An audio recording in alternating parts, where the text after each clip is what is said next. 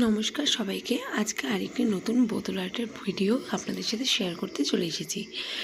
এখানে আমি একটা কাচের বোতল নিয়েছি, সেটাকে প্রথমে সাদা কালার দিয়ে রং করে নিয়েছি, আগে প্রাইমার করে নিয়েছি, তারপর নীল কালার দিয়ে গোটাটাকে আমি কাজ করে নেব। এরকম অনেক বোতল আশেপাশে আমাদের পড়ে থাকে, যেগুলোকে আমরা এরকমভাবে সুন্দর করে সাজিয়ে নিতে পারি। আমি তো অনেক সময় ভাঙাচোরার কাছ থেকেও কিছু বোতল নিয়ে রেখে দিই, যে কাকু আমাকে এই বোতলটা দাও, আমি এই বোতলটাতে কোনো কাজ করব। তো লোকগুলো দিয়েও দেয় আমাকে, তার জন্য আমাকে কোনো এক্সট্রা করে কোনো পেমেন্ট করতে হয় না। আসলে আমার এই সমস্ত ঘরের জিনিস বানাতে ভীষণ ভালো লাগে। তো সেই জন্য আমি ভাবি যে আমাকে এই ঘরের মধ্যে আশেপাশে বা আমাদের চারপাশে যে জিনিসগুলো আছে সেগুলো দিয়ে নতুন নতুন করে কিছু বানানো যাক।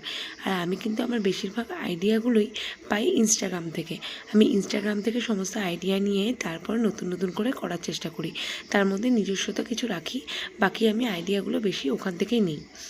তো এই যে পেন্টিংটা করেছি, এটা কিন্তু আমার নিজেরই করা পেন্টিং। সেটাও আমি একজনের পেজ থেকেই সরস্বতী ঠাকুরটাকে দেখে সেটা দেখেই আমি আঁকিয়েছি সরস্বতী ঠাকুরটা, কিন্তু বোতলের মধ্যে যে কালার করা, কলকা করা, সেগুলো সব আমারই ডিজাইন।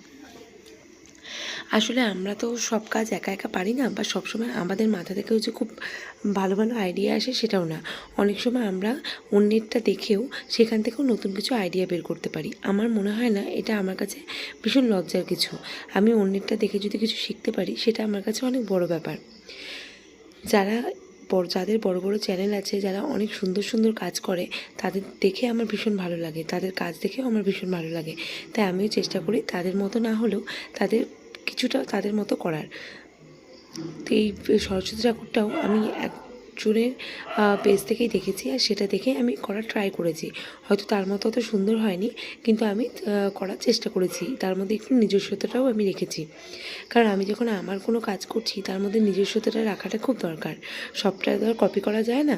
কপি করে আমি আইডিয়াটা নিতে পারি, কিন্তু সব কিছু তো আর কপি করতে পারি না। যে এই কাজটা করেছে সেও নিজের বুদ্ধি খাটিয়ে, মাথা খাটিয়ে তবেই এই কাজটা করতে পেরেছে। তো তারটা যদি আমি সম্পূর্ণ কপি করি, সেটা তো আমার জন্য ঠিক হবে না, বা তার জন্য ঠিক হবে না। সেই জন্য আমি ইনস্টাগ্রাম থেকে এরকম অনেক পেজ আছে, যেগুলো থেকে আমি ছোটো ছোটো আইডিয়াগুলো পাই, আর সেই আইডিয়াগুলো দেখেই আমি নতুন কিছু করার চেষ্টা করি। তো এই সরস্বতী ঠাকুরটা আমি যেটা করেছি, প্রথমে আমি যে কালারটা করে নিয়েছি সেটা আমি হোয়াইট কালারের প্রাইমার দিয়ে নিয়েছি। তারপরে আমি যতগুলো কাজ করেছি, যতগুলো রং করেছি, সবটাই আমি করেছি ফেব্রিক কালার দিয়ে। আর আমি কিন্তু সব কালারই ফেব্রিক কালার দিয়েই করি। আমার কাছে এক্সট্রা করে কোনো তুলিও নেই, আমার কাছে এক্সট্রা করে কোনো আলাদা কোনো কোম্পানিরও তুলি নেই। আমার কাছে যা আছে আমি সেটা দিয়েই করার চেষ্টা করি। কারণ আমি জানি যে আমি এতটাও ভালো পারি না আর্ট, যেটার জন্য আমি আলাদা আলাদা করে সব জিনিসপত্র কিনতে পারবো।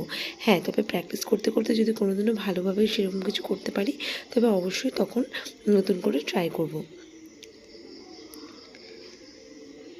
সরস্বতী ঠাকুরটাকে আমি আঁকিয়েছি এই বোতলের মধ্যে। তারপরে আমি এটাকে ভার্নিশ দিয়ে একটু দিয়ে নিয়েছি, যাতে রঙটা নষ্ট না হয়ে যায়।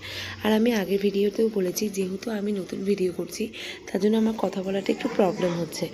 কোনো সময় কথা আটকে যাচ্ছে, হয়তো খুব ভালো করে আমি কথা বলতে পারছি না, ভিডিওটাও হয়তো খুব ভালো এডিট হচ্ছে না। তাই আপনারা আমার ভুল ত্রুটি অবশ্যই ক্ষমা করবেন, আর আমার ভিডিওগুলো একটু দেখার চেষ্টা করবেন। আমিও চেষ্টা করব পরবর্তীতে ভালো করে ভিডিও করার, এডিটগুলোও সুন্দর করে করার। আসলে নতুন নতুন করছি তো, সব কিছু এখনও শিখে ওঠা হয়নি। আপনারা যদি আমার পাশে থাকেন, আমাকে সাপোর্ট করেন, তবে আমি অবশ্যই চেষ্টা করব আরও ভালো কিছু করার। তো এই হচ্ছে বোতল পেন্টিংটা, যেটা ফুল লুকটা আমি আপনাদের সাথে শেয়ার করলাম। এই পেন্টিংটা আমি করেছি, আর পিছন দিকটা ফাঁকা লাগবে বলে আমি এখানে কতগুলো ছোটো ছোটো পদ্ম করে নেব। আসলে কোনো বোতলেই হোক বা যে কোনো জিনিসই হোক, শুধু সামনেটা আঁকাবো আর পেছনটা ফাঁকা থাকবে, দেখতে ভালো লাগে না। তাই আমি পেছন দিকগুলোতেও কিছু কাজ করার চেষ্টা করি।